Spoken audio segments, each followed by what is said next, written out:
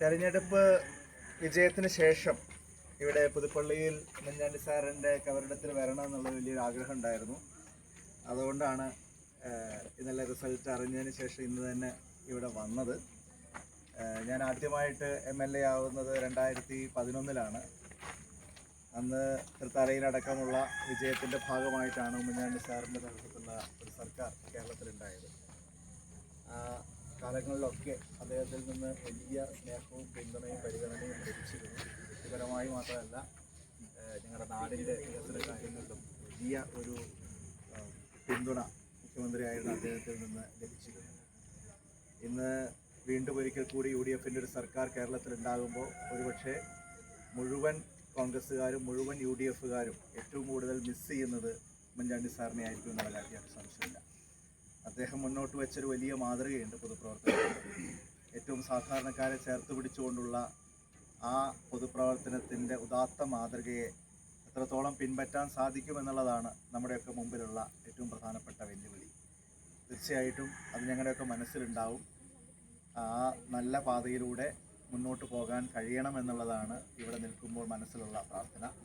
അതുകൊണ്ട് തന്നെ കേരളത്തിലെ ജനങ്ങൾ UDF-ൽ അർപ്പിച്ചിരിക്കുന്ന വലിയ വിശ്വാസത്തെ കാത്തുകൊണ്ട് ജനങ്ങൾക്ക് വേണ്ടിയുള്ള പ്രവർത്തനങ്ങൾക്ക് പ്രതിജ്ഞാബദ്ധമായ മനസ്സുമായിട്ടാണ് ഞങ്ങളൊക്കെ ഇവിടെ നിൽക്കുന്നത്.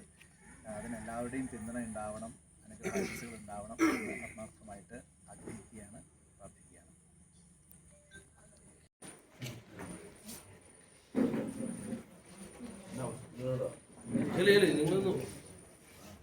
വിജയമാർക്ക് ക്ഷാരം കൃഷി അടുത്ത് തന്നെ കൃഷി അടുത്തുണ്ടോ?